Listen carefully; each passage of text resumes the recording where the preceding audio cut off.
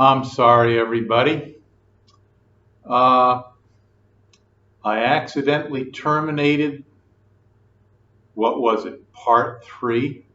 I accidentally terminated part 1. I've accidentally terminated part 3. Let's hope I can get through the remainder of this video without terminating it again. Oh my goodness. You know, I guess when I hit the trigger, when I hit the pause button, I just have a trigger finger, a hair trigger finger, and instead of hitting pause, I just shut the thing off, and I apologize. But we do have one more thing to talk about in this lecture, or this part of lecture 3. Boy, this is going to be like Star Wars. Part 3, part 4. We'll call this part A New Hope. And I hope I get through this without accidentally terminating the video again. What we're going to talk about are the cancellation laws. And here's how I define the cancellation laws. Giving a binary operation star on a set G of elements, and given the elements A, B, and C in the set G, the left cancellation law states that A star B equal A star C implies B equals C. In other words, we can cancel the elements on the right side, we can cancel from the left the elements on each side of the equation. Cancel, cancel, and we get B equals C. Similarly, the right cancellation law says that B star A equals C star A implies that B equals C. So we can cancel, so to speak, the rightmost element on each side of the equation. Those are our left and right cancellation laws. And the reason that I'm talking about them now is because the cancellation laws apply to a group. And once we've accepted the cancellation laws apply in a group, we can make our computations a little bit easier. So here's our theorem.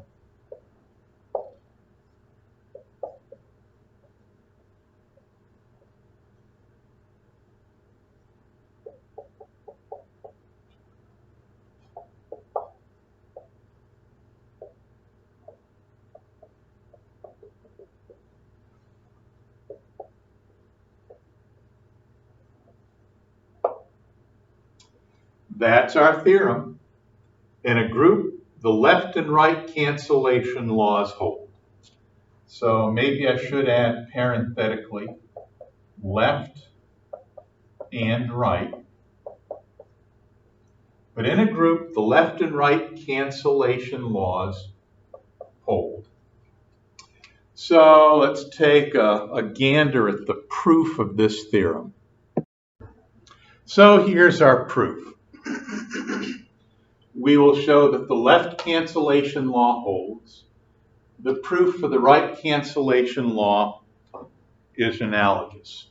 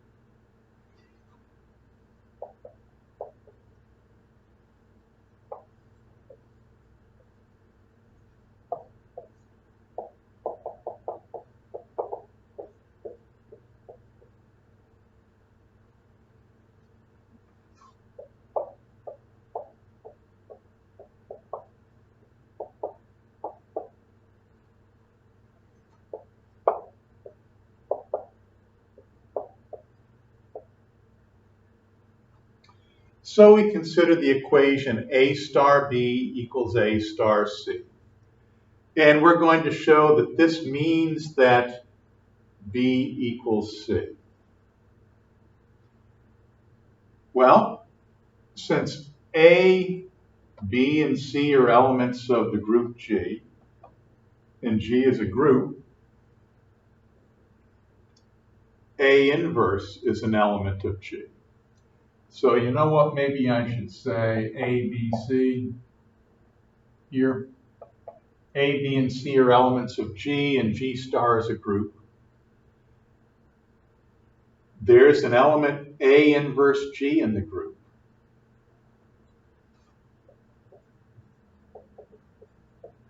So given the equation,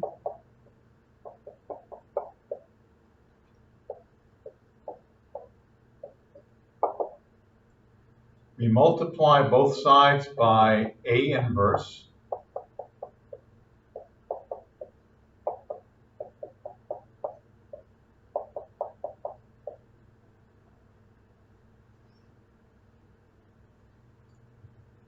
And then by associativity, we can associate the first two elements together on each side.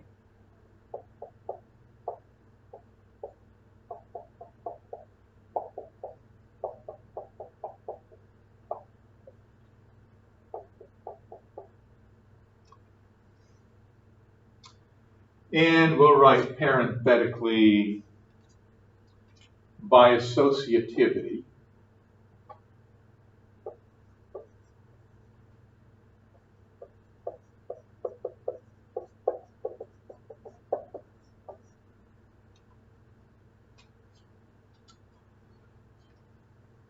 Now, what is this?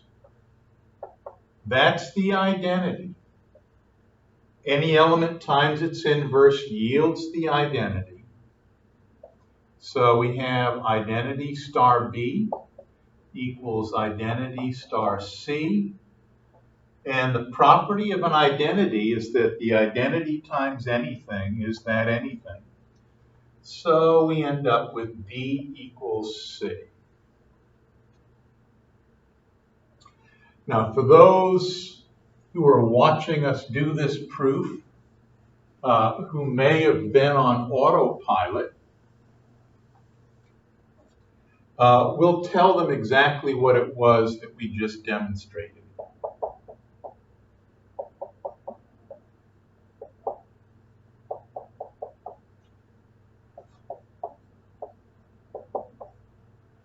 This is what we just showed.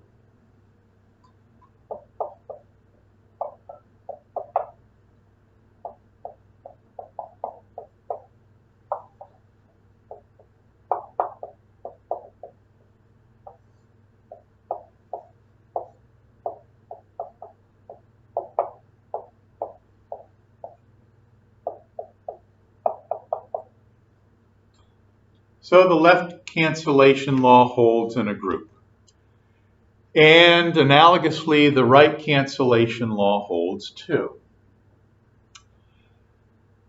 Now, there is something that I should say about this. Yep, I'm going to say it. Yeah, we have to be careful. In general, we can't do this in a group. We can't say A star B equals C star A and go cancel, cancel. So B, whoops, we definitely can't do that in any group.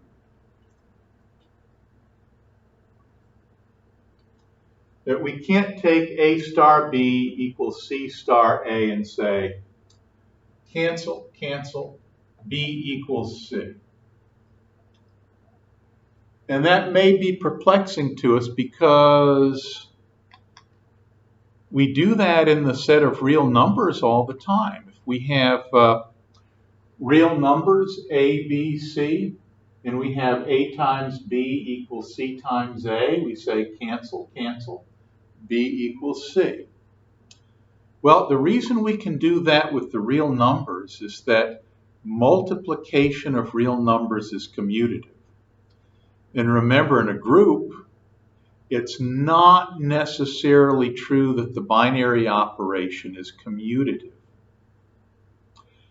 And if the binary operation isn't commutative, then we can't do this. Now, where does our proof break down?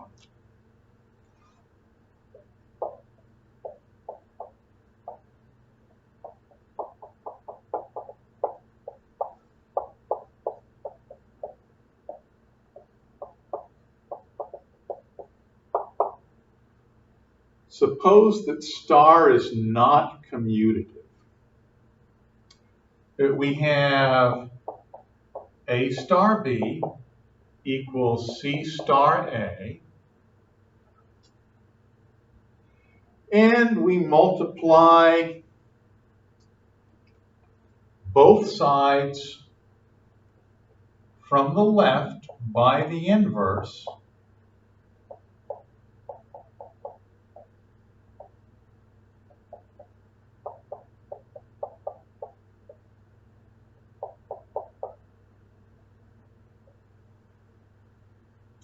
so far we haven't committed any sin.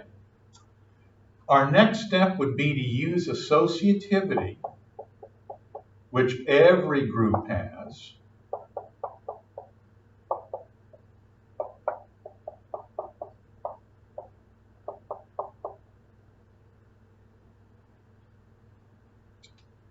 and here we have the identity, but here, what's that? We don't know.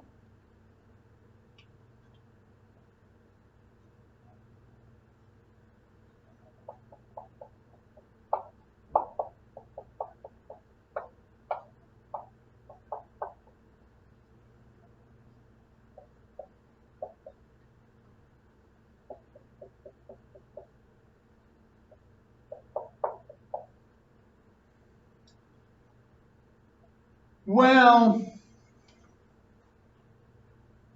let's do this.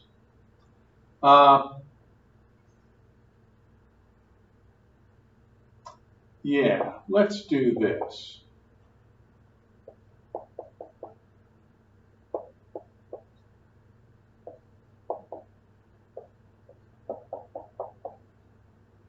And then we have this by associativity, C star, A inverse star A. And this is the identity. And so then we have B equals C star the identity.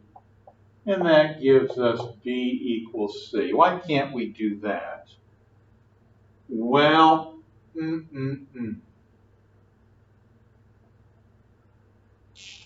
here's the problem.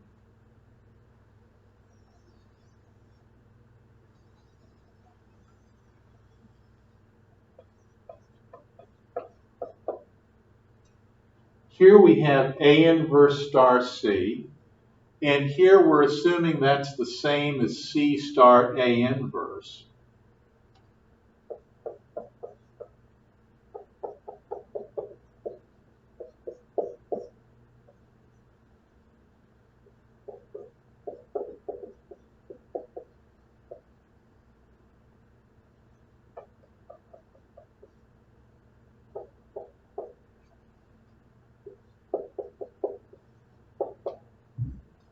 If the operation is not commutative, then A inverse star C is not necessarily equal to C star A inverse.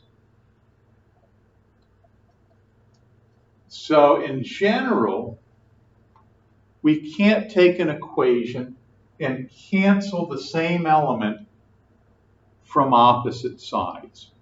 We have to cancel the elements both from the left or both from the right. So let me emphasize that again.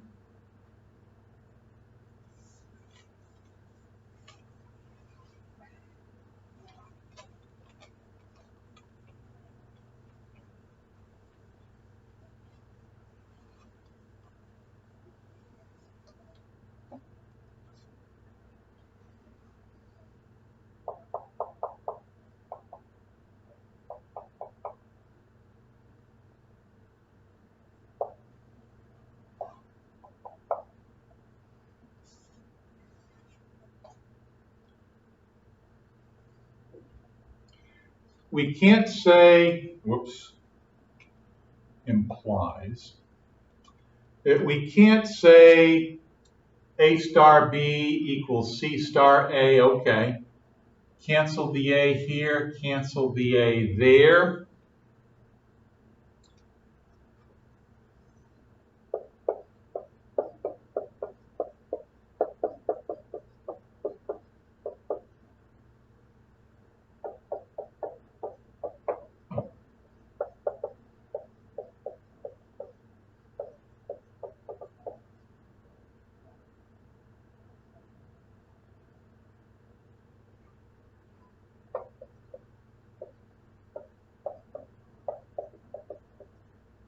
The operation is not necessarily commutative, so in general we can't do this. If we have an abelian group, we can, but even then,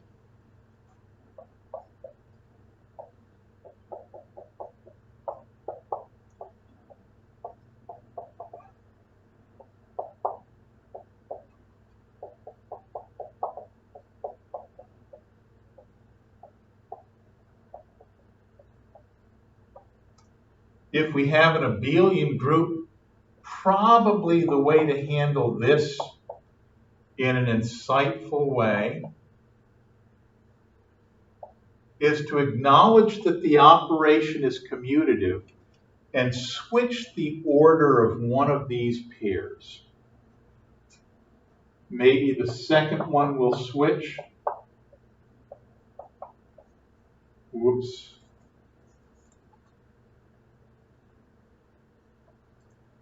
So we've used commutativity here.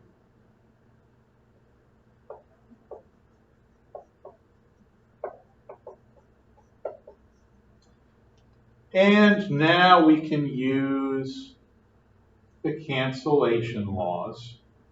Just make sure that you don't do something stupid like I just did and cancel the wrong elements.